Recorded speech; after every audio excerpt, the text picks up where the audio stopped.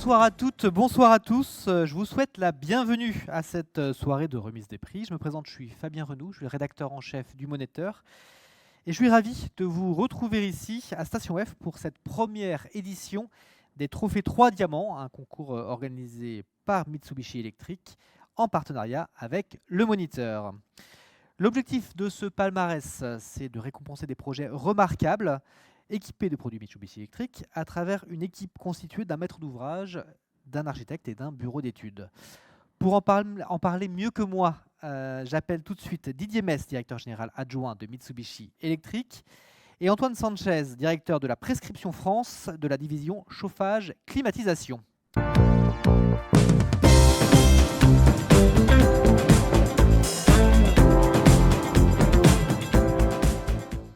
Alors Didier Mess, peut-être commençons par vous. Bonsoir d'abord. Pourquoi Bonsoir à tous, pardon. avoir lancé cette première édition des Trophées 3 Diamants cette année? Naturellement, on a des réseaux d'installateurs qui s'appellent les home partners ou les business partners avec qui on travaille en collaboration et on échange avec eux.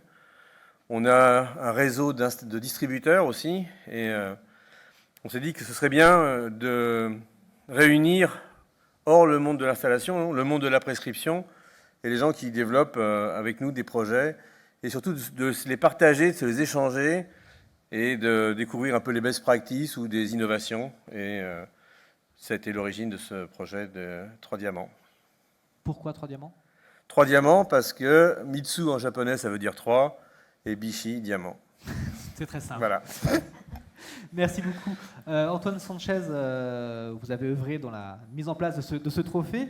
Quels ont été les critères utilisés pour ce concours, pour départager les candidats? Oui, alors nous avons voulu récompenser les projets à travers 3 critères principaux, qui sont l'innovation, à travers les choix technologiques choisis pour le projet, les performances énergétiques et environnementales, telles les labels, les certifications que peut obtenir un bâtiment. Et le 3e critère, c'est le design, c'est l'architecture au sens large, comment l'architecture s'intègre dans un paysage, comment l'architecture prend en compte aussi les problématiques de confort. Donc c'est 3 principaux critères. Et donc c'est 45 projets qui ont candidaté et que le jury a choisi il y a quelques semaines. Et donc on a souhaité, dans un lieu exceptionnel, qui est la station F, qui est un lieu d'innovation, d'excellence et de partage, on a souhaité remettre ce trophée et rappeler les valeurs qui sont les mêmes que Mitsubishi. Très bien, merci beaucoup à tous les deux, Didier Mess et Antoine Sanchez, tous les deux de Mitsubishi Electric. Alors, Antoine vient de le rappeler, hein, notre soirée se tient à Station F ce soir, et c'est pas un hasard, vous l'avez compris. C'est un lieu emblématique de l'architecture française, ancienne halle ferroviaire construite par Eugène Freycinet dans les années 20 et réhabilitée récemment par Jean-Michel Villemotte. Depuis 4 ans, Station F est devenue un lieu emblématique de l'innovation. Elle abrite le plus grand incubateur de start-up d'Europe. Écoutez bien, c'est 34 000 m² pour 1000 jeunes pousses. Et nous avons le plaisir d'en recevoir une d'entre elles, en tout cas le représentant de l'une d'entre elles. Il s'agit de My Digital Buildings, qui développe des solutions liées au bâtiment. Et son président, Émeric Moureau, est avec nous ce soir. Il va nous expliquer en quelques mots ce que propose sa start-up.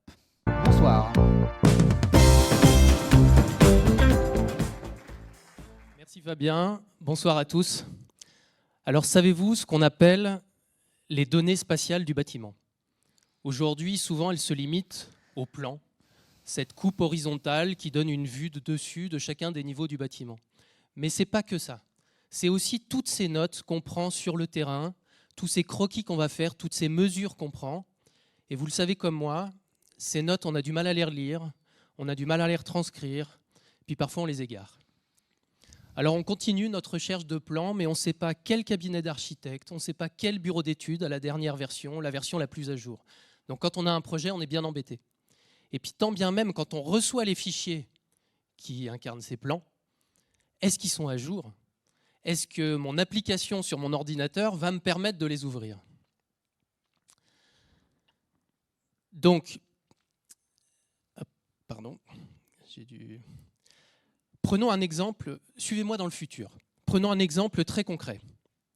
Sébastien et son équipe doivent faire évoluer une climatisation centralisée de type DRV pour un client qui doit doubler sa surface de bureau. Donc qu'est-ce qui va se passer? Le client va lui remettre un lien lui permettant de se connecter. J'arrive pas à lancer la vidéo. De l'aide. On m'a dit le bouton vert pour lancer la vidéo. Quand j'appuie le bouton vert, je passe à la suite. Non, il n'y a pas un moyen de lancer la vidéo tout doucement? Non, même tout doucement. Ah, voilà. Ah, elle se lance. Donc Sébastien va se connecter à la plateforme. Il va, que ce soit à partir de sa tablette ou de son mobile, et pour s'imprégner du bâtiment, il va commencer par une visite virtuelle. Donc la visite virtuelle exactement comme un Google Street View, mais de l'intérieur du bâtiment. Ensuite, directement dans l'image, il va pouvoir prendre des mesures, que ce soit des longueurs, donc comme là dans la vidéo, ou des surfaces qu'il pourrait prendre dans la vue plan. Donc, tout ça, encore une fois, dans son navigateur. Il va pouvoir mettre des étiquettes, c'est-à-dire capitaliser sur la connaissance qu'il a du bâtiment et les partager. Dans ces étiquettes, il va pouvoir ajouter des documents, il va pouvoir ajouter des liens. Et évidemment, alors là, on a un concurrent, mais ça pourrait être du Mitsubishi. Ces liens, il va pouvoir les partager, ces étiquettes, il va pouvoir les partager avec des collaborateurs ou avec des entreprises extérieures en quelques clics. Donc il continue sa visite, il peut changer d'étage, il est vraiment dans une visite immersive à 360 degrés. Et quand il va aller vers la phase de conception, il va basculer dans la maquette, il va pouvoir sélectionner des éléments et il va pouvoir les exporter dans son outil métier pour finaliser sa conception avec les équipes. Donc pourquoi ce futur n'est pas si lointain? Il y a deux raisons. La première, c'est que ces plateformes commencent à exister. Elles centralisent la connaissance du bâtiment, les plans, les maquettes, les visites virtuelles. Que vous soyez au bureau ou sur site, vous pouvez y avoir accès. Et en fait, on prend vite certaines habitudes qui sont qu'on va aller dans la visite virtuelle pour aller chercher de la documentation là où elle se trouve, parce que c'est facile de naviguer dans la visite virtuelle. Et il y a une deuxième raison, c'est que les solutions permettant de faire du relevé 3D évoluent. Elles évoluent vite. Donc en plus des traditionnels scanners 3D que vous connaissez sur trépied, comme là à gauche sur l'image, on vient ajouter des drones et on vient ajouter des scanners dynamiques qu'on porte ou qu'on pousse, comme là au centre de l'image.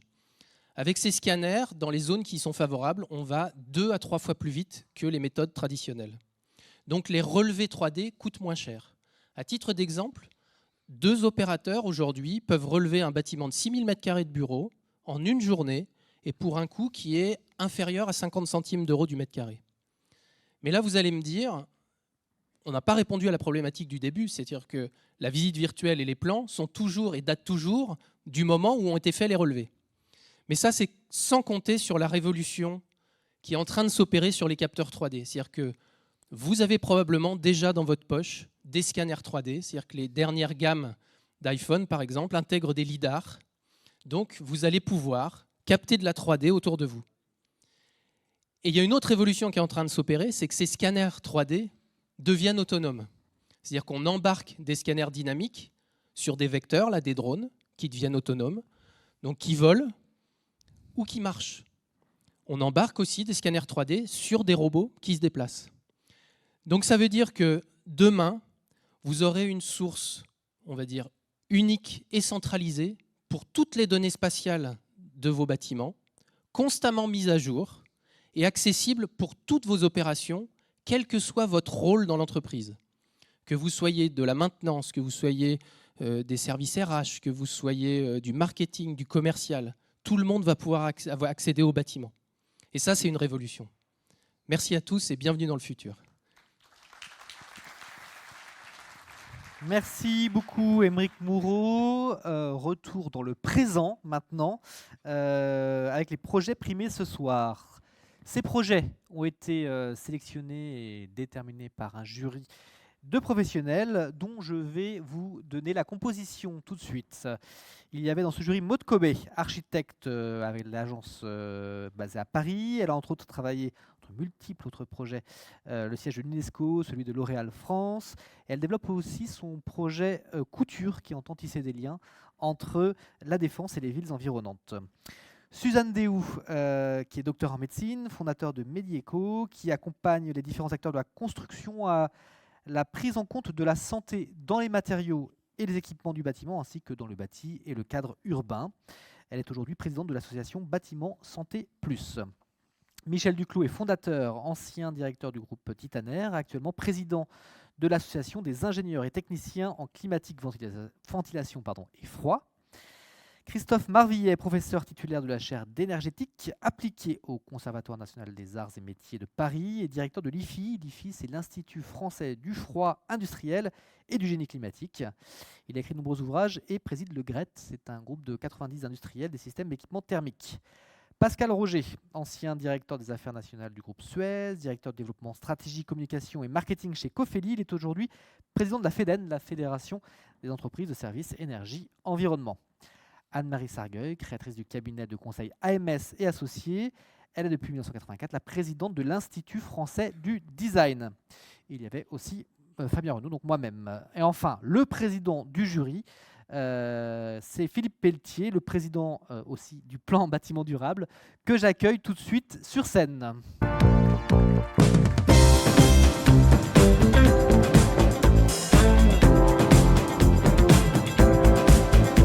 Bonsoir Philippe Pelletier.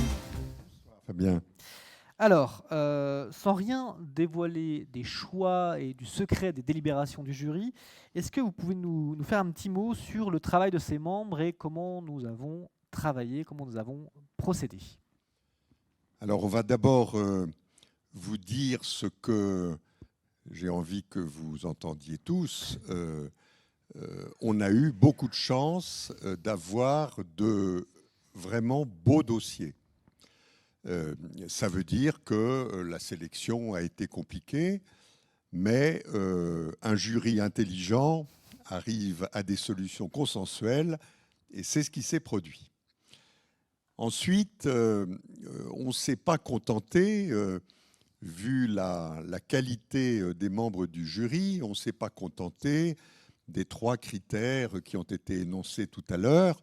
On a mis la barre un petit peu plus haut, on a essayé de donner en somme du cœur aux ouvrages qui nous étaient soumis. On s'est intéressé au bien-être des occupants. On s'est demandé si toutes ces techniques,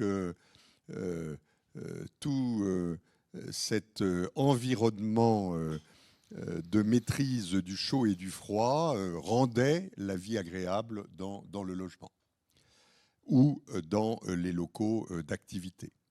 Et puis on s'est préoccupé de la bonne qualité de l'insertion du bâtiment dans son environnement territorial. Un bâtiment en soi, c'est intéressant. Un bâtiment qui est bien dans l'espace qu'il occupe, c'est mieux. Et puis, on a vérifié la pertinence des installations techniques avec les besoins du bâtiment. Ça ne sert à rien d'avoir des équipements surdimensionnés si la qualité d'isolation et de ventilation du bâtiment autoriserait des bâtiments de dimension moindre. Bref, on est allé chercher à faire vivre les bâtiments qui étaient soumis au jury, à leur donner du sens, à faire en sorte qu'ils participent du bien-être. Et c'est ça qui nous a guidés dans nos choix. Merci beaucoup Philippe Pelletier pour cette explication limpide du choix des jurys. On va immédiatement passer au dévoilement du palmarès de ce trophée 3 Diamants 2020. Je rappelle juste que c'est un prix qui récompense des réalisations mises en service entre le 1er janvier 2018 et le 31 décembre 2020. et que 2 catégories ont été créées selon la taille des bâtiments afin de rendre des réalisations comparables entre elles, y compris en termes évidemment de solutions techniques. Donc, il y a les réalisations inférieures à 5000 m² et les réalisations supérieures à 5000 m². Commençons donc par la première catégorie, celle des réalisations inférieures à 5000 m². Et nous avons, comme vous pouvez le constater, 3 prix dans cette catégorie. Ce sera la même chose dans la suivante, chacune étant dotée d'une récompense. Afin de bien vous plonger, vous immerger dans le travail du jury, on vous propose une petite vidéo qui récapitule les candidats de cette catégorie.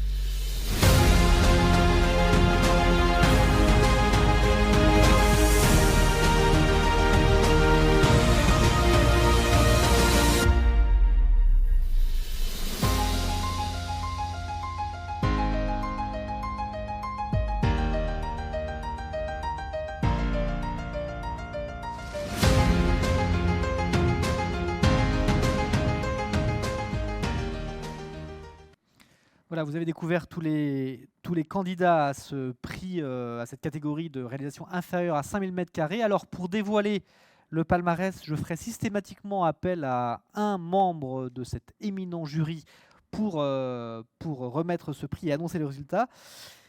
Systématiquement, sauf maintenant, puisque la personne qui devait remettre ce prix, Christophe Marvillet, qui se faisait une joie d'ailleurs de remettre ce prix, est malheureusement qu'à contact, donc il n'est pas venu là ce soir, et on le félicite. Donc ça sera moi qui vais dévoiler qui est lauréat qui récupère le 3e prix de cette catégorie des réalisations de moins de 5000 m². Merci. Alors, le lauréat de ce 3e prix des réalisations inférieures à 5000 m², c'est l'immeuble le 126, maître d'ouvrage Pitch Promotion, architecte Studio A, bureau d'études BET actif. Alors,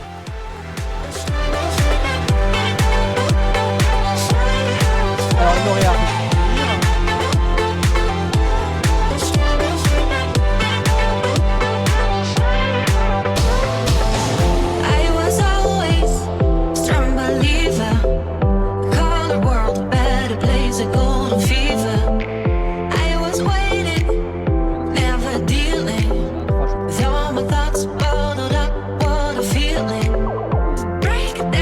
Par là.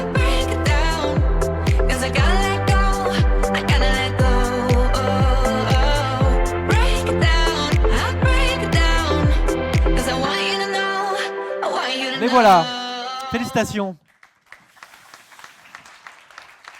Donc le 126, hein, on est à Brive-la-Gaillarde. Hein. C'est un immeuble sobre, tout en transparence, qui prend place dans un contexte de ville historique, il me semble, dans un ancien terrain militaire, 128, dans une caserne, 126e régiment. C'est d'où le nom de cet immeuble. L'isolation efficace, toit végétalisé, maîtrise des apports solaires. Voilà, très haut niveau de confort pour les usagers. Qu'est-ce que vous retenez de cette aventure ? Déjà, je voulais féliciter la patte architecturale du cabinet Studiois parisien. Alors présentez-vous peut-être si tout le monde ne vous connaît pas ici. Donc moi je me présente, je suis Henri Maître, donc je représente le maître d'ouvrage à Pitch Promotion et j'ai eu le plaisir effectivement de suivre la conception et puis le suivi en tant que maître d'ouvrage de cette opération immobilière en plein cœur de Brive-la-Gaillarde en Corrèze. Et effectivement, c'était un pari osé parce qu'une ancienne caserne militaire en reconversion, les militaires, le 126e régiment d'infanterie avait quitté les lieux, on va dire 2 ans avant le début des travaux. Donc il faut s'imaginer une caserne en plein cœur de ville avec une enceinte militaire protégée depuis toujours, depuis le début des années 1900. Et on a fait tomber les murs, on a ouvert la caserne au cœur de ville de Brive avec ses immeubles tertiaires. Et il faut aussi se dire qu'à Brive-la-Gaillarde, il n'y a pas de marché de l'immeuble tertiaire, donc c'était 2 fois un pari. Voilà. Donc sur le point de vue architectural, on en parlait tout à l'heure, il faut aussi se dire que les brivistes n'étaient pas habitués à une architecture comme ça en cœur de ville. Donc c'est une architecture, on le sait aujourd'hui, qui est appréciée. Et donc félicitations encore à l'architecte. Et puis alors sur la technique, Christian en parlera mieux que moi, mais effectivement, je sais qu'à l'époque, donc c'est un immeuble full Mitsubishi, chaud-froid, effectivement avec une labellisée haute qualité environnementale. Je crois qu'on est, il y a plusieurs niveaux de HQE. On était au niveau 4 sur 5, dans le sens décroissant. Et voilà, aujourd'hui, les occupants sont très heureux. L'immeuble est complet, les occupants sont très heureux à l'intérieur. Moi, j'ai plaisir à y retourner de temps en temps. Et franchement, félicitations. Christian, tu peux peut-être toucher 2 mots sur la maîtrise d'œuvre, sur la technique. Technique, voilà, vous avez tous un micro, c'est bon ? C'est dommage que le projet global n'ait pas été pris en compte, puisque on voit sur la partie droite, c'est le 126, une deuxième phase en fin de compte du projet, puisque la première partie a été faite hors délai pour vous. C'est une opération qui date d'avant 2018. Oui, donc on est sur des solutions rafraîchissement, chauffage, rafraîchissement VRV. Comme l'a dit Henri, c'est un projet qui s'intègre bien dans les représentants de Pitch disaient qui peut-être avec chauvinisme, c'était certainement le plus bel immeuble de Brive. Je parle de Gérard. Donc, il n'était peut-être pas objectif. Non, mais en toute honnêteté, mon père a fait vraiment un très beau travail et ses équipes. On a, je crois, un confort important à l'intérieur de l'immeuble. On a, comme vous le disiez tout à l'heure, essayé de maîtriser les apports solaires, essayé de travailler les facteurs lumière chaud, enfin, tout ce qui fait d'aujourd'hui un bâtiment qui se rapproche peut-être avant terme de la RE 2020. Voilà, après il vit bien, je passe souvent devant et je le trouve toujours beau malgré les années. Très bien. Merci beaucoup. Un petit mot, un dernier mot peut-être, côté architecte, si j'ai bien compris. Oui, un petit mot qui sera assez rapide puisque je ne suis que de représentation, puisque Arnaud Fontanier n'a pas pu faire le déplacement aujourd'hui, donc je viens récupérer ce prix pour lui. Il se faisait un plaisir, mais comme je pense que ce projet a très bien été présenté et c'était un challenge au départ de faire un changement aussi important dans la ville de Brive qui a été accueilli de manière magnifique. Donc très bien. Content d'être là. Félicitations à tous les 3. On va remettre formellement les trophées. Tenez, un trophée pour chacun d'entre vous. Et je vous invite du coup à aller prendre une photo en haut de l'escalier devant le photocall, sans le remettre parce que j'ai resté sur scène quand même. Mais je vous remercie, je vous souhaite une bonne soirée. Au revoir.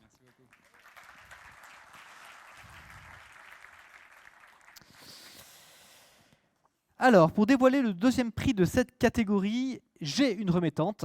Il s'agit de Anne-Marie Sargueil, qui est membre du jury. Elle peut nous rejoindre.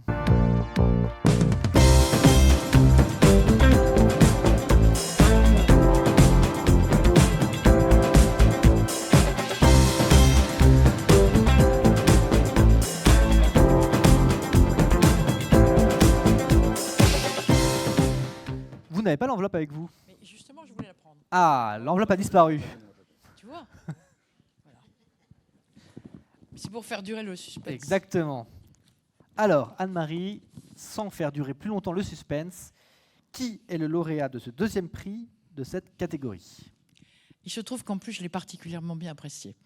Donc, c'est un prix qui s'appelle le Garage et qui a été, effectivement, le maître d'ouvrage et Helios et le bureau d'études. Non, pardon, excusez-moi, j'ai qu'un nom. Ouais, c'est le bureau d'études. Alors, le bureau d'études Helios. Donc voilà, je connais Bravo. pas le...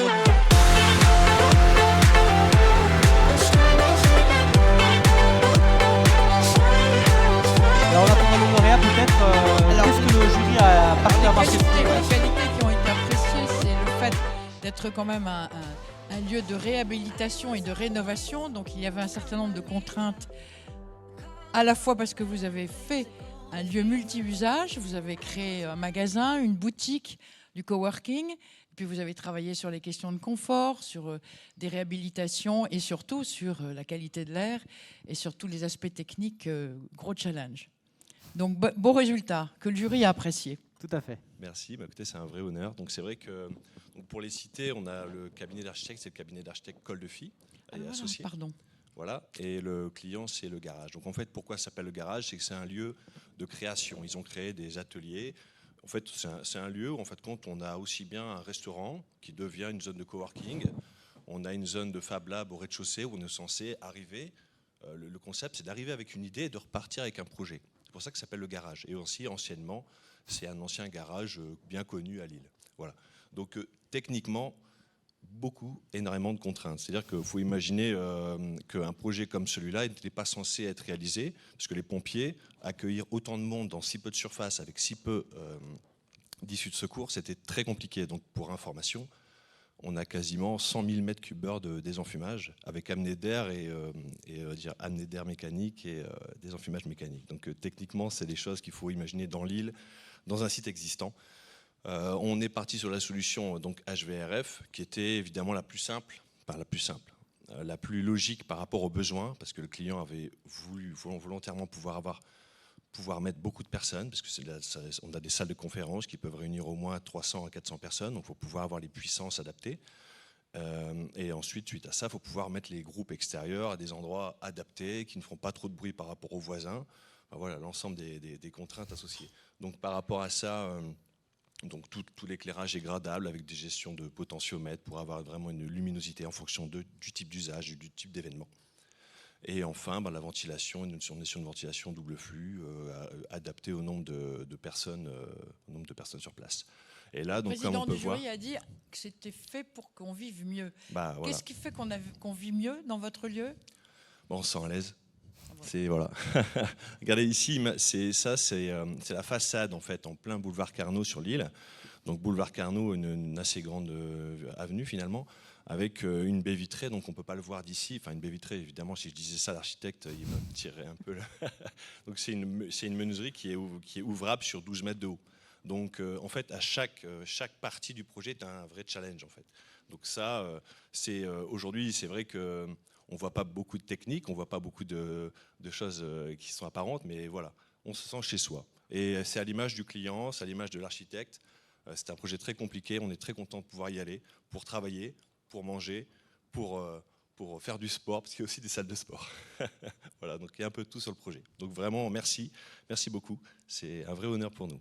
Voilà. Merci. Et en tout cas, je souhaite le signaler aussi. Donc, il y a mon père qui est le gérant de la société qui n'a pas voulu venir directement se présenter. Mais en tout cas, je remercie et merci à tout le monde et merci à l'équipe de Mitsubishi qui nous a bien accompagnés. Très bien. Voilà le trophée. Voilà, un prix pour vous, pour la photo, vous me montrez. Voilà. Merci beaucoup à tous les deux. Vous pouvez monter en haut des escaliers devant le photocall pour prendre une photo. Nous passons, après le troisième, après le deuxième, voici le premier prix de cette catégorie des bâtiments de moins de 5000 m². Pour le remettre, j'appelle Pascal Roger, qui était membre du jury, à me rejoindre. Donnez la photo.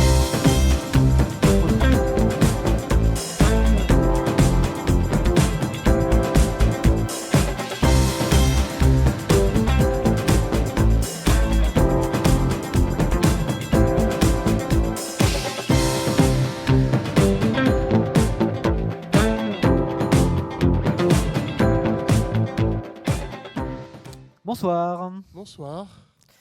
Alors, sans plus attendre, je vous invite à ouvrir cette enveloppe et à nous dévoiler. Le premier prix de cette catégorie pour les réalisations inférieures à 5000 m² est décerné au campus Eurecia.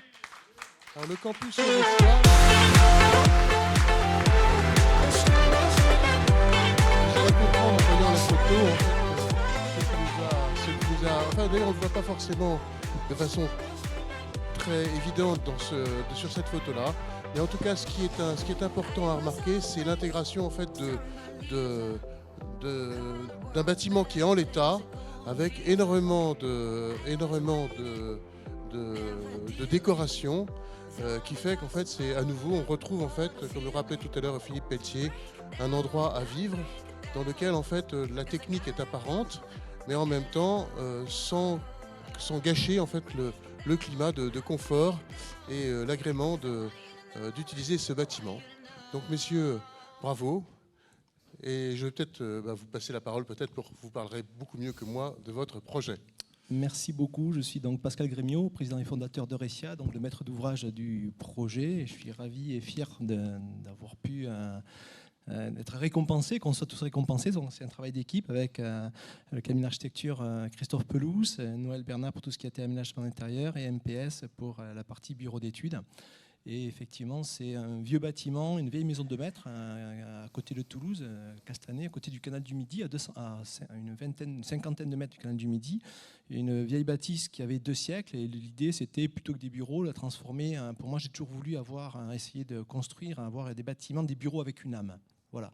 Et donc tout le projet a été guidé par cette volonté, ce désir de créer un espace qui, plus que le simple bureau, soit un lieu de vie au travail, avec 2 hectares de terrain, un parc, il y a un joli bassin, il y a des nichoirs, il y a des ruches, et puis un aménagement aussi très qualitatif qui permet de favoriser, ce qui m'est très cher, c'est le bien-être des collaborateurs, donc avec comme philosophie d'aligner les objectifs de performance des entreprises et de bien-être des collaborateurs, et un cercle vertueux dans lequel on se sent tous bien, et puis dans lesquels on est heureux de venir le matin, heureux de travailler, et j'ai essayé de l'aménager avec Noël. On a beaucoup travaillé sur un esprit de France d'après-guerre, en essayant de conserver le maximum de vieux matériaux. Là, on voit des tomates qui sont des tomates d'origine, qui ont été reprises. Il y a des vieux planchers de noyer, et on a essayé de conserver le plus possible là. Mais mes collaborateurs sont ravis, et on est tous fiers de pouvoir venir tous les matins dans cet espace magnifique. Voilà. Donc pour les amoureux de Toulouse, en fait, de l'extérieur, en fait, ce bâtiment, c'est un bâtiment ancien, en fait. C'est un bâtiment ancien où vous avez vraiment apporté un grand souci à la réutilisation de matériaux d'origine. Vous avez cherché à conserver. Et puis aussi, vous avez une façon d'associer, en fait, un certain nombre de personnes à la réalisation de votre ouvrage, qui est un sujet qui a retenu notre attention. Peut-être pouvez-vous présenter un peu plus en détail cette démarche très originale. Architecte, on a travaillé avec donc Noël sur ce projet-là. Alors, quand Pascal est venu nous voir pour cet aménagement-là, c'est vrai que c'était une ruine. Il y avait, on va dire, 4 murs qui tenaient tout juste debout. Et le concept était très intéressant, c'est-à-dire de faire participer l'esprit extérieur, c'est-à-dire l'environnement du site, avec l'intérieur de ce bâtiment-là. Donc, pour traiter ce projet-là, on a à la fois marié des matériaux un peu novateurs. Il faut savoir aussi que, comme nous sommes à côté du canal du Midi, ce secteur est classé et soumis aux architectes des bâtiments de France. Donc il a fallu aussi jouer avec cette aléa-là.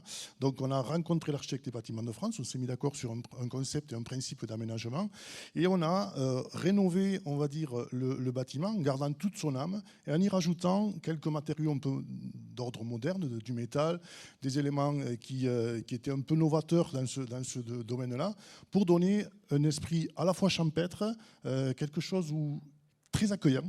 C'est-à-dire que quand on arrive dans cet espace-là, franchement, on n'a pas envie de travailler. On a plutôt envie de se détendre, mais ça participe aussi au travail. C'est vrai que c'était un plaisir de faire ce projet-là. Je t'en remercie encore une fois. Et on s'est vraiment amusé, nous aussi, à travailler dans cet espace-là. Et je pense que l'esprit que nous avons donné à ce bâtiment-là, l'âme que nous avons donnée à ce bâtiment-là, en termes de conception et de réalisation, a donné aussi un peu la dynamique sur le projet et sur l'environnement qu'il y a actuellement et l'esprit que cet espace a. Mais Noël me parlera peut-être mieux encore que moi de l'aménagement intérieur et de l'esprit qu'on a voulu donner sur ce principe-là. Alors, je voudrais juste compléter, effectivement, dans cet état d'esprit, on a mis en participatif un petit peu toutes les équipes sur le chantier. On a vraiment travaillé en collaborant avec les entreprises et en leur demandant de comprendre le sens du projet. Donc, ils ont été briefés en entrée de jeu pour comprendre le sens du projet et aller plus loin que la technique. Et à partir de là, ils ont vraiment participé, donc ils ne sont pas là évidemment, mais je les remercie vraiment parce que c'est aussi grâce à eux, de l'électricien qui est venu poser ces luminaires assez compliqués à un moment donné, qui ont été dénichés. Voilà, on a beaucoup travaillé sur la recherche d'objets avec Pascal, on a travaillé sur le sens, la mémoire des objets récupérés, des objets qu'on a réutilisés, redynamisés. On a fait intervenir des designers matiéristes aussi dans le projet qui ont donné leurs pattes de designers sur les murs avec des intégrations de matériaux premiers, plâtre, chauds, propres aussi.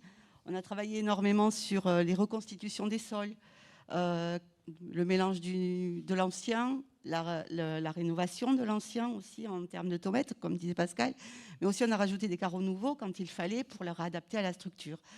On a travaillé avec des artisans de la France entière aussi, hein, puisque ce camion arrive du nord.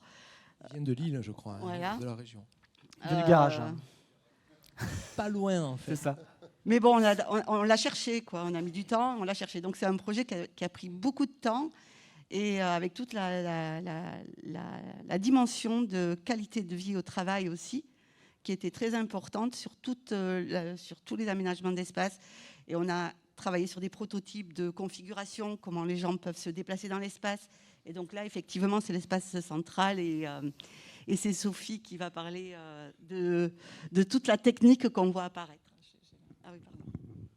Donc, je suis Sophie Moreau du bureau d'études MPS Ingénierie. Donc, on a dû composer avec toutes ces contraintes pour ne pas dénaturer le projet avec le chauffage et la climatisation. Donc, le parti pris, ça a été de faire quelque chose de semi-industriel. Il n'y a pas de faux plafond.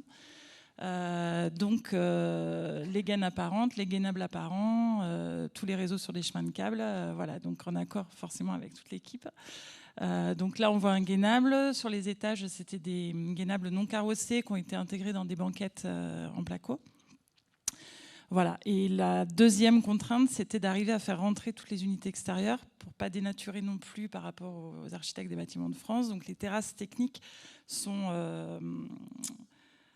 surbaissé. Voilà, on rentre les équipements dans la terrasse. Donc ça aussi, ça a été un challenge pour les entreprises d'arriver à caser tout ça pour que ça fonctionne. Et après, on est sur du classique de bureau avec des CT à double flux à récupération d'énergie. Et le système VRV est aussi du 3 tubes à récupération d'énergie. Voilà. Très bien. Merci beaucoup et félicitations. N'oubliez pas vos trophées.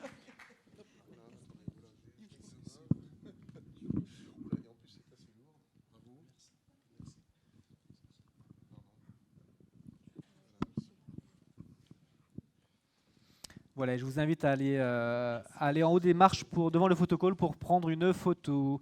Merci beaucoup. Nous poursuivons le palmarès avec les réalisations supérieures à 5000 m².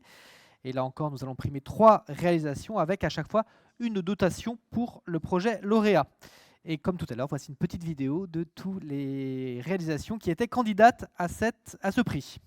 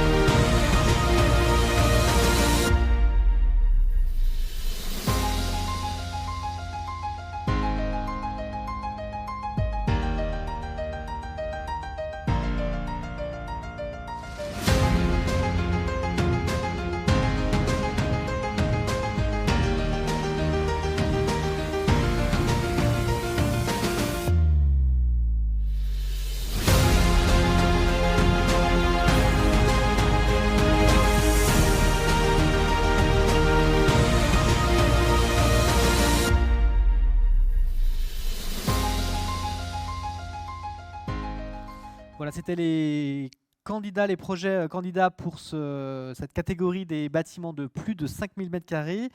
Nous allons commencer, comme tout à l'heure, par le 3e prix de cette catégorie. Pour annoncer le nom du lauréat, c'est Maud Cobet qui va monter sur scène pour dévoiler ce lauréat.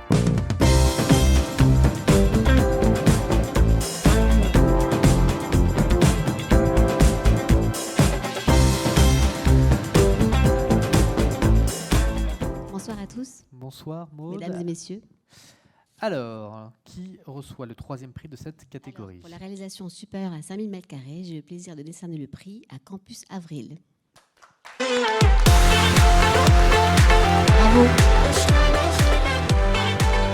Venez.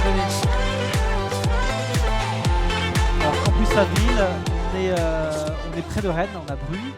Alors, rapidement, pour moi, ça a été un coup de cœur, au membre du jury. Je félicite les architectes pour ce magnifique projet. Et au nom de tous les partenaires et les jurys, donc nous avons décidé de remettre ce prix. Tout d'abord pour son bâtiment exceptionnel et audacieux. Encore une fois, bravo. De l'audace, il en faut. Et je relais en préambule ce que disait tout à l'heure Philippe. La technique, c'est très important, mais c'est toujours au service de quelque chose. Donc nous, les architectes, on est au service de quelque chose. C'est un usage, le bien-être. Et vous, les ingénieurs, vous devez aussi être au service de ce bien-être et cet usage-là. Et je pense que cette image, pour ceux qui ne connaissent pas le projet, résume pleinement l'ambition et les objectifs. Je vous en prie. Donc, bonjour à tous, donc, je suis Alexandre Béraud, je travaille pour le gendre immobilier. Le gendre immobilier avec pour mission maîtrise d'ouvrage, maîtrise d'œuvre et partie OPC sur cette opération. Donc Anthony Rio, l'architecte du projet, est absent malheureusement ce soir, il avait un contretemps. Donc pour présenter rapidement le projet, on a signé, on va dire le 26 octobre 2016, le compromis avec Campus Avril. Le 27 octobre, les pelles étaient présentes sur chantier et on a livré donc le 31 août 2018. Donc on a un temps très réduit. Donc c'était un très gros projet pour nous. Donc le Campus Avril, donc c'est le siège, une partie du siège du groupe Avril, qui est donc un gros groupe agroalimentaire. Vous connaissez sûrement les huiles de sueur, les œmatines. Ils ont plein d'autres filiales à travers le monde. Donc les petites particularités du projet, donc c'est l'espace que vous voyez là, l'atrium, 2000 m² de hall, de communication entre les différents bureaux qui sont donc sur toute la partie extérieure de l'opération. Et ce que voulait donc réaliser l'architecte sur ce projet-là, c'est que les collaborateurs puissent mettre moins d'1 minute pour communiquer d'un bâtiment, d'un bureau à un autre. Donc voilà, c'est pour ça qu'il y a tout un système de passerelle qui a été réalisé. Et puis également donc la verrière avec un rayon de 20 mètres. Donc réalisé en, donc c'est pas des poutres en bois, c'est uniquement un habillage, donc c'est une structure métallique. Et puis je vais laisser la parole à Julien pour présenter la solution. Bonsoir à tous, Julien Lenormand, bureau d'études Icofluide. Donc moi j'ai pris en charge la partie conception thermique et fluide de l'ensemble. Donc comme l'a dit Alexandre, le plus gros défi technique c'était la verrière en fait, plus de 25 000 m3 à traiter suivant la demande du futur utilisateur, donc Avril, en chaud, en froid, en renouvellement d'air hygiénique. Parce qu'il voulait un espace de convivialité vraiment utilisable tous les jours de l'année et de manière confortable, un peu une zone de coworking par exemple. Donc le défi technique a été cet atrium avec de multiples études qui ont été réalisées, simulation thermique dynamique, CFD, etc. Voilà. Ensuite, on avait pour toute la partie bureau en fait, qui est donc circulaire, on avait des ensembles DRV 3 tubes, Mitsubishi forcément à récupération d'énergie. Voilà pour la technique. Petite particularité aussi qui n'a pas été signalée, le projet a été exécuté en BIM complètement. Avec une plateforme collaborative aussi qui a permis à tous les intervenants de centraliser les données BIM. Et dernière chose, c'est un projet qui a été certifié HQE, excellent. donc avec un niveau quand même significatif. Voilà, je pense que l'essentiel a été dit. Merci beaucoup et félicitations Bravo. encore. Maud va vous remettre les trophées. Félicitations. Voilà, félicitations à vous. Je vous invite à remonter pour prendre une photo en haut de l'escalier. Mais Maud va rester avec nous, car nous avons un deuxième cas contact dans le jury. C'était Michel Duclos qui devait remettre ce prix. Malheureusement, il n'a pas pu venir ce soir. Maud aura donc le plaisir de remettre un second prix, le deuxième prix de cette catégorie. Il faudrait donc l'enveloppe. Voilà. Alors, suspense. Donc, j'ai le plaisir de remettre le deuxième prix à la résidence senior Les Girandières. Au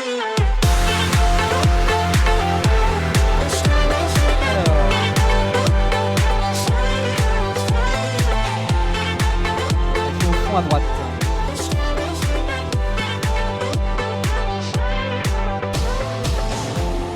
Alors peut-être le temps que Lauréat nous rejoigne. Un petit peu le projet Un pour petit ceux qui mot ne le peut-être. connaissent pas.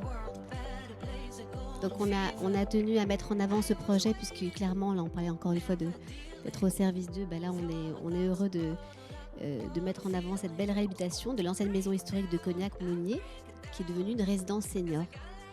Et donc c'est un projet qui intègre 90 logements, des salles de restauration, des animations, des services liés à la personne. Donc c'est vraiment un projet mixte.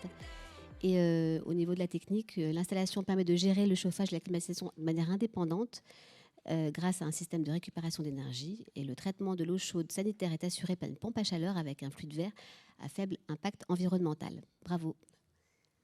Merci, Bravo. bonsoir à tous. Bonsoir.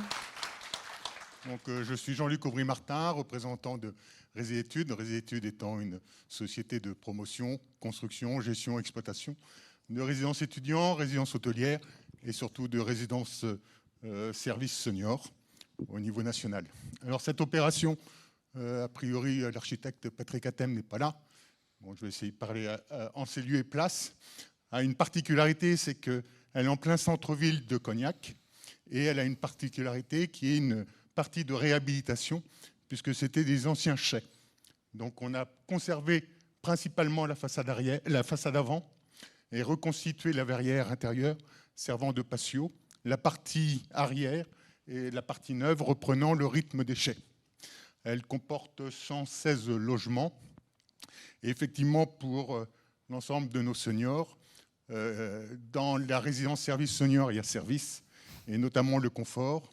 Et on leur offre effectivement pour l'ensemble des logements et des parties communes tout ce qui est climatisation réversible, indépendante des logements l'un à l'autre. Très bien. Merci beaucoup pour prie. cette présentation. Bravo, merci. Félicitations.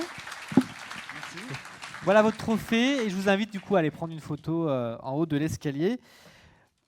Maintenant, c'est l'heure du premier prix de cette catégorie des réalisations de plus de 5000 m² et c'est Suzanne Déhoux qui va venir dévoiler le nom du lauréat.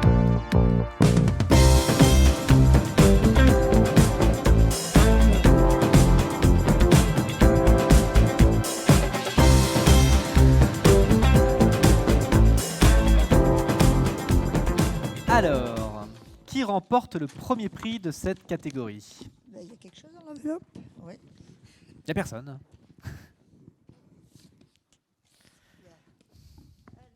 Le premier prix donc, a été attribué au siège social ProSol.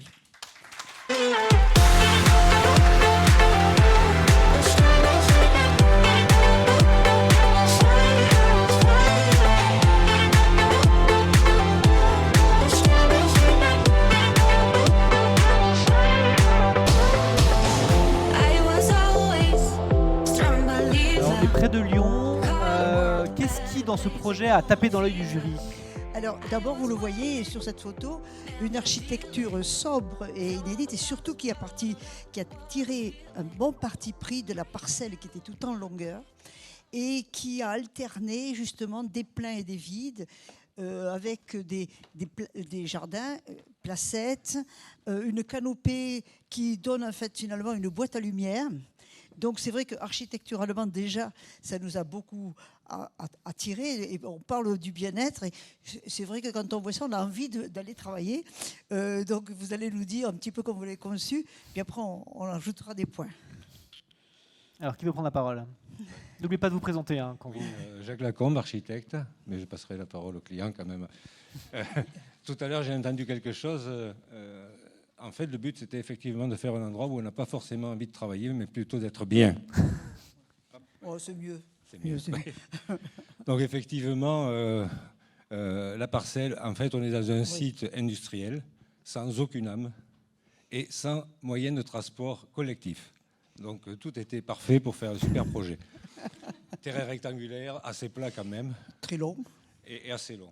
Donc, le but, ça a été effectivement de se dire, on va rentrer dans le bâtiment, on va rentrer dans un monde à part. Absolument. On va oublier tout ce qu'il y a autour. Donc, c'est un peu conçu comme une hacienda. C'est-à-dire, au niveau du rez-de-chaussée, tout est fermé. Une fois qu'on est passé par le trou d'entrée, les parkings sont planqués aussi sous les bureaux. On rentre dans des jardins successifs. Au rez-de-chaussée, on a des jardins, des salles de détente, un restaurant, des salles de sport, des salles, l'accueil, etc., et des salles de formation. Tous les bureaux étant à l'étage, et l'ensemble est coiffé par une grande canopée, la plus épurée possible. J'adore que les choses soient très épurées pour ne garder que l'essentiel. Il me semble que l'âme du projet se lit s'il n'y a pas de fioriture. Et si elle ne se lit pas sans fioriture, c'est que c'est raté. Donc voilà, c'est un peu le... Mais c'est réussi. Mais c'est réussi. Voilà. Et en fait, c'est assez magique parce qu'on a l'impression que c'est un toit, mais il est complètement ouvert. Ouais. Ça protège du soleil, mais ça crée toujours la troisième dimension qui donne une vie et une âme à un espace. Et ça a toujours été mon travail autour de faire payer à des clients un espace vide. Et ça marche. Donc après, parle-moi de cet espace vide. Donc, Clémentine Huertas, responsable travaux du groupe Prosol. J'ai eu la chance de pouvoir travailler sur ce projet aux côtés de Jacques. Et ce siège est un outil de travail au quotidien qui est magnifique et qui fait toute la fierté de notre entreprise. On peut laisser peut-être la parole au bureau. Oui, parce au niveau des équipements, non? Oui, alors Jean-Marie Sonnet, bureau d'études BTM. Avancez un petit peu vers la lumière, s'il vous plaît. Pardon. On est souvent dans l'ombre, nous. Donc... C'est pour ça. C'est le moment d'aller sous les feux des projecteurs. Ici, on a mis en place des DRV 3 tubes à récupération d'énergie. Il a fallu jouer avec l'acoustique par rapport au voisinage. Donc, on a intégré les unités extérieures dans un local au rez-de-chaussée et gainé le refoulement avec des pièges à son. Il y a également de la ventilation double flux à récupération d'énergie. Et voilà, tout un tas d'équipements. Il y a aussi un petit restaurant à l'intérieur. Tout pour être bien, quoi, pour servir l'architecture et le bien-être des occupants. Et tous les équipements sont cachés. Oui, c'est traité par des gainables, tout est caché. Ouais. Ce qu'il y a de particulier dans ce projet-là, comme dans beaucoup de projets, c'est que c'est une histoire humaine, une histoire, je veux dire, une rencontre. Un projet n'est pas qu'un projet.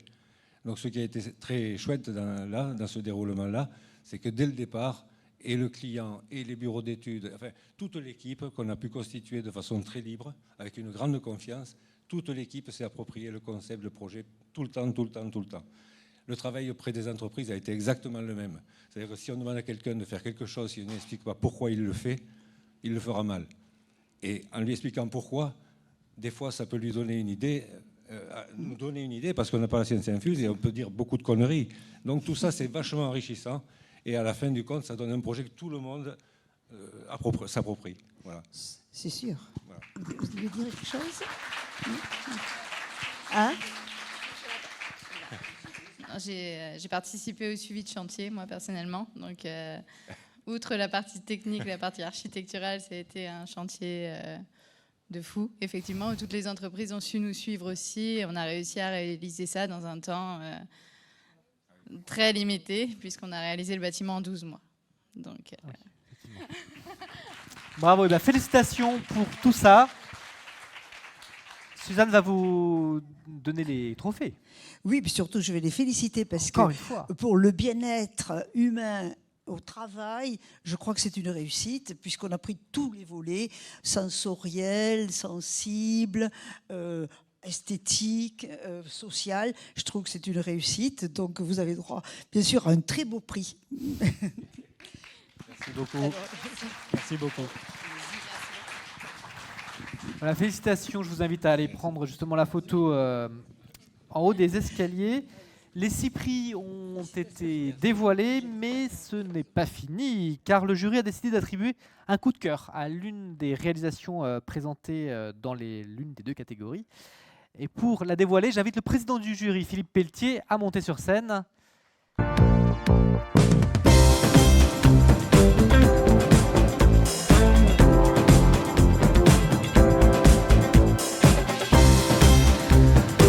Ah! Surprise, surprise! J'ai pas grand-chose à dire, sauf que le jury a voulu montrer son indépendance, et quand on lui dit il y a une règle du jeu avec 2 catégories, avec 3 prix dans chaque catégorie, on en met un 7e. Il a changé la règle et il s'est offert le grand plaisir de saluer un ouvrage vraiment exceptionnel sur le plan de son déploiement dans la ville de Paris, exceptionnel parce que le jury a pensé que c'était un ouvrage beau, exceptionnel parce qu'il est construit sur une dalle et donc ça a été très compliqué pour les circulations de fluides, voilà. Et puis il récupère de l'énergie, l'eau chaude sanitaire, elle est chauffée gratis, enfin voilà. Alors ici, des représentants tout ça est un de ce projet, très bel ouvrage. De l'agence SRA ou du bureau d'études Barbanel qui peuvent monter sur scène pour nous en parler mieux que nous.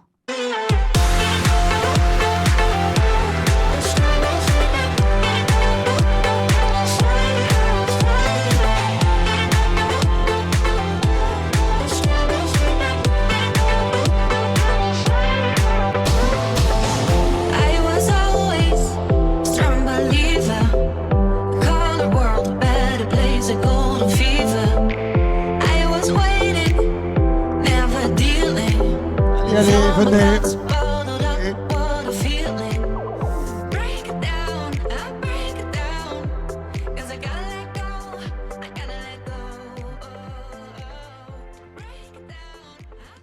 Bon, vous allez mieux que moi parler de ce bel ouvrage. Avancez un Bon, petit moi, peu je vais sur la commencer. Bonsoir. Bonsoir. Donc Clémence Sobo, je suis directrice générale de SRA Architectes. Donc oui, sur cette opération, nous étions associés, donc ils ne sont pas notés là, mais avec Snoeta, une agence d'architectes de Norvège, avec lesquels on avait déjà travaillé. Et donc ça a été une aventure extraordinaire, d'abord pour nous tous, avec les BET, le maître d'ouvrage, le groupe Le Monde, qui faisait ce bâtiment pour rassembler l'ensemble de ces marques, et l'AMO Redman. Donc oui, un projet extraordinaire parce qu'effectivement construit au-dessus des voies de la gare d'Austerlitz, la pointe emblématique de la ZAC de Rive Gauche, et puis un challenge technique sur plein d'aspects. Donc effectivement, pas d'infrastructure pour loger la technique, donc un travail de synthèse incroyable, assez difficile pour trouver des endroits pour mettre toute cette technique, notamment sur la toiture qui est couverte de panneaux photovoltaïques et qui contient effectivement en non visible toute cette technique. Après, évidemment, on peut parler de la façade, cette façade qui était conçue pour avoir une image monolithique du bâtiment, de cette arche qui a été créée pour recevoir du public en dessous et pour faire traverser le public et puis la vision effectivement depuis la scène. Voilà, bon, je devais te laisser parler de la technique. Aussi. Sébastien Vidal, bureau d'études Barbanel. Donc j'ai participé à la conception technique de l'opération. Donc en effet, comme c'était présenté, nous sommes construits sur des voies SNCF. Donc il se trouve qu'il y a une double dalle de quelques centimètres, on va dire, pour arriver à faire cheminer les fluides d'une pile à l'autre, puisqu'il n'y avait qu'un seul point de raccordement vis-à-vis de l'ovoïde et de l'assainissement. Donc ça a été un challenge à relever. Nous avons eu également un bâtiment qui fait 140 mètres de long, 45 mètres de large, et pour lequel le client souhaitait profiter du dernier niveau pour avoir une vue sur Paris. Donc dans ces cas-là, on s'est dit, avec un bâtiment aussi large et aussi long, ce qui serait peut-être bien, c'était de créer des locaux techniques sous forme de silos dans la zone centrale, qui est souvent une zone qui est plutôt neutre et qui sert à faire des salles de réunion. Donc on en a profité pour designer des locaux techniques empilés avec des fluides humides sur les niveaux bas et les fluides secs en montant les étages. Donc, ce qui a permis de libérer le 7e étage avec un étage commun pour les usagers du monde. Donc, le bâtiment se distingue également par le fait qu'il soit plan climat-énergie. Donc, c'est plutôt rare d'avoir des bâtiments aujourd'hui à 50 kWh d'énergie primaire par mètre carré selon l'énergie conventionnelle RT. Donc tout ça a été possible par l'adjonction de panneaux photovoltaïques. On a également utilisé du solaire thermique pour en effet préchauffer l'eau chaude du RIE. On a profité également de groupes froids avec des désurchauffeurs pour également préchauffer cette ECS. Donc voilà à peu près ce qu'il y a eu sur ce bâtiment. Donc, j'ai pas grand-chose à ajouter. Merci. Eh bien, bravo. Félicitations.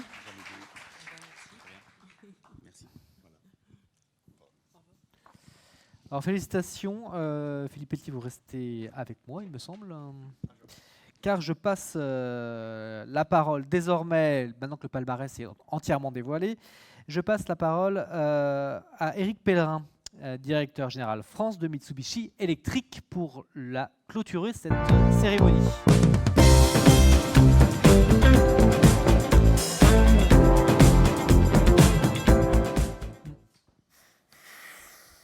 Eh bien, bonsoir à toutes et bonsoir à tous.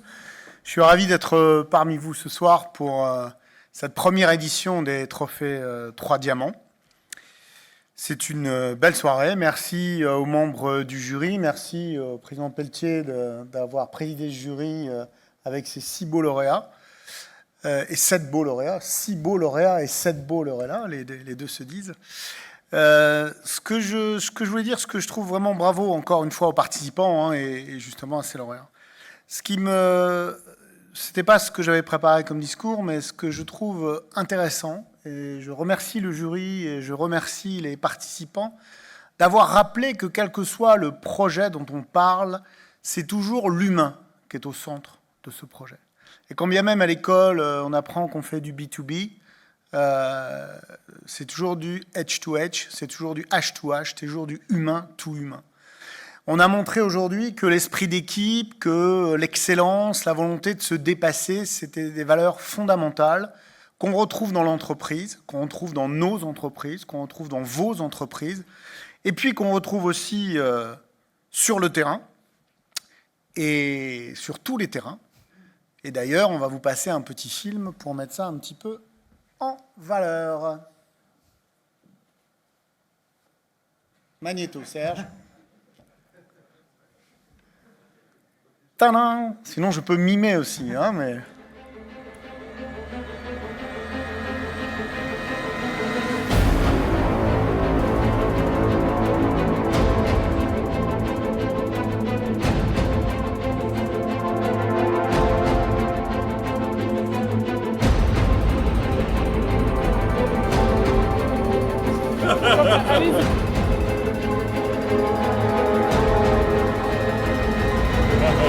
Nous sommes réunis au siège de Mitsubishi Electric pour une annonce importante. C'est une très belle nouvelle. Le rugby et Mitsubishi Electric, nous partageons des valeurs qui sont communes. L'innovation, la créativité, le dépassement de soi, la recherche de l'excellence et bien sûr l'esprit d'équipe. C'est à vous de jouer alors.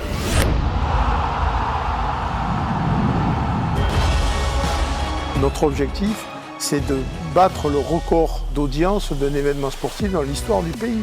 L'objectif pour nous, c'est vraiment de partager cette chaleur avec tous nos clients et de continuer à être proche d'eux dans le futur. Cette Coupe du Monde se veut la Coupe du Monde des territoires. Et quand j'entends que Mitsubishi est proche de ses clients, veut partager des moments, tous les stades sont à moins de 2 heures de chaque Français. Ah oui, c'est une notion très importante, c'est notre culture.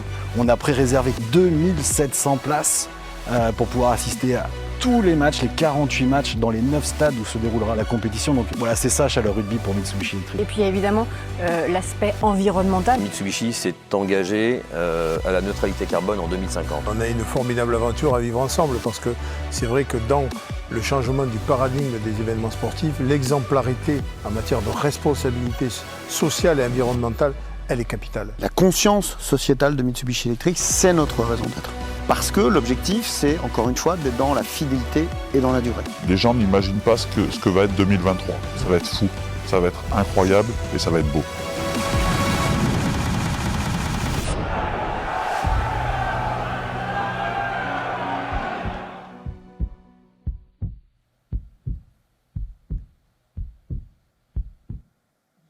C'est nos cœurs qui battent.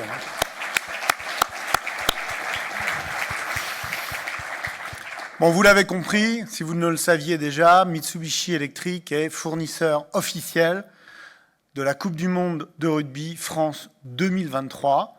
Et pour en parler, j'ai l'honneur, l'avantage d'appeler Claude Hatché, qui est directeur général de France 2023.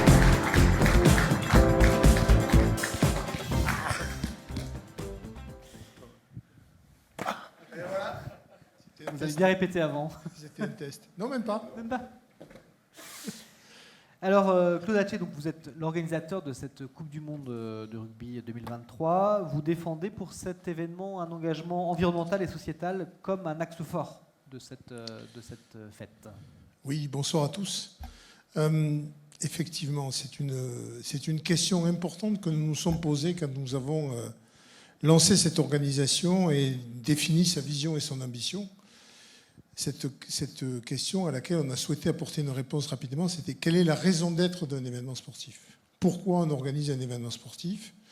Quelle est aujourd'hui la situation de cet événement sportif dans les problématiques sociétales, dans l'environnement, dans la responsabilité que chacun d'entre nous se doit d'avoir par rapport à ce qui se passe dans notre société, dans notre pays, dans nos pays. Donc cette question-là, on se l'est posée très tôt. Et la première réponse qu'on y a apportée, c'est qu'une Coupe du Monde de rugby, ça devait avoir un impact positif sur le pays, sur les territoires et sur les populations. Et donc, quand on s'est rencontrés, qu'on a commencé à réfléchir à comment la société Mitsubishi Electric pouvait, d'une manière ou d'une autre, s'associer d'une manière assez naturelle aux valeurs de ce sport, on a assez vite trouvé des terrains d'entente naturels, la protection de l'environnement. Nous, on dit très modestement, oui, un événement sportif pollue. On ne peut pas dire qu'un événement sportif ne pollue pas. On va accueillir 800 000 étrangers en France en 2023. On ne peut pas dire qu'on ne pollue pas. Par contre, notre engagement, notre exemplarité, c'est de se battre pour minimiser cet impact carbone, pour minimiser cet impact CO2. Et ce sont exactement les mêmes sujets qu'on a trouvés chez Mitsubishi, sur cette partie protection de l'environnement, mais également sur les valeurs sociétales. On s'est très vite rencontrés d'ailleurs sur des sujets importants qui sont l'inclusion, la participation, les valeurs collectives, la force du collectif, le fait qu'on ne peut jamais gagner tout seul. On ne peut gagner que de manière collective, et ça c'est la force de cette entreprise. Donc de façon très naturelle, effectivement, nous avons décidé de faire un morceau de chemin ensemble sur ces 2 années qui restent avant cette Coupe du Monde. Je rappelle que cette Coupe du Monde, donc, elle aura lieu du 8 septembre au 28 octobre 2023. Que le 8 septembre, pour ceux qui auraient loupé l'actualité ces derniers jours, on aura un fabuleux France-Nouvelle-Zélande au Stade de France, sur lequel, effectivement, TF1, qui est le diffuseur de cet événement, compte bien breaker, comme disent nos amis anglais, le record en matière d'audience sur un événement sportif télévisuel. Ok, voilà. Merci beaucoup avec pour plaisir. ces précisions. Vous avez beaucoup parlé d'impact social, d'impact écologique, aussi d'impact sur les territoires. Peut-être Philippe Pelletier, je vous redonne la parole justement sur ce point. Vous travaillez au plan bâtiment durable du coup, et la notion de territoire qui est si importante dans le monde du bâtiment et du BTP au sens large, en quoi elle se décline aussi dans votre action? Alors je vais tenter une comparaison avec l'organisation de l'équipe de France de rugby. On a en matière de protection de l'environnement un programme national à l'horizon 2050. Et pour le gagner, la seule méthode, c'est de privilégier des approches par territoire. Parce que les sujets ne sont pas les mêmes partout. Il y a des coins de France où il fait très froid et on va privilégier des actions à haute performance. Et puis il y a des coins dans le sud-ouest où le climat est plus tempéré et on va essayer de jouer la massification de l'action. Il y a des coins comme la Bretagne où il y a plein de maisons individuelles et on va avoir une technique d'approche qui ne sera pas la même que dans des zones dans lesquelles les immeubles collectifs sont plus nombreux. Bref, je dis que la seule façon de réussir un objectif tous ensemble, national, c'est de prendre en compte les spécificités des territoires. Eh bien, je me dis que... Alors, je n'y connais rien dans l'organisation du rugby, sauf à avoir des enfants fous de rugby et des petits-enfants, notamment qui vivent à Toulouse, vous imaginez. Bon. Et je me dis que ce qui fait la qualité d'une équipe de France, c'est les apports qui viennent des clubs différents, parce que le rugby à Toulouse, à Clermont, à Toulon, au Racing, il a une culture, il a des priorités qui ne sont pas identiques, il a une histoire. Et que c'est la conjonction de tout ça qui fait une équipe de France qui arrive à battre les All Blacks. Je ne sais pas si c'est une approche, mais que l'approche territoriale doit être cultivée pour rassembler, pas pour diviser, pour rassembler en puisant ce qu'il y a de meilleur partout sur le territoire. Ça vous va? Ça me va parfaitement. Ça me va parfaitement parce que au-delà de ce positionnement sociétal et de cette réponse à la question de la raison d'être, la Coupe du Monde de rugby, c'est la Coupe du Monde... Alors, territoire, je ne sais pas si c'est le bon mot. On l'emploie souvent quand on est parisien. Quand on est plus provincial, on emploie le mot de région, département, ville.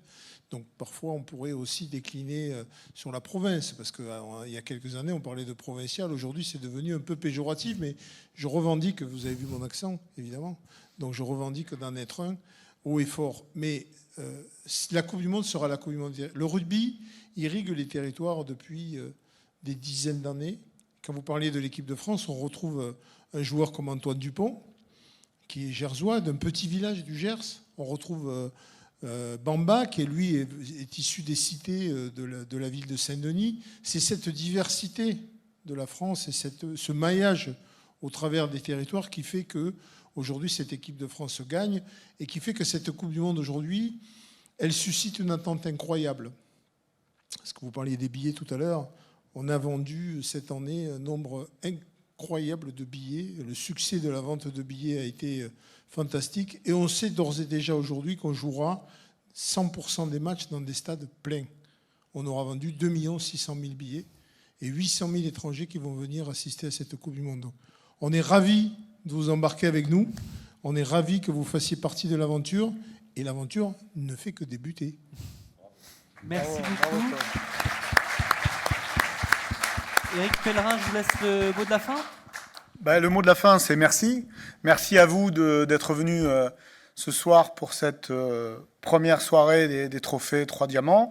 Merci à M. Pelletier d'avoir été le président du jury. Merci aux membres du jury d'avoir décerné tous ces prix. Merci à Claude d'avoir rappelé ces valeurs du rugby et la dimension territoriale que mettait en avant M. Pelletier, extrêmement intéressante. On est vraiment dans les fondamentaux de Mitsubishi Electric.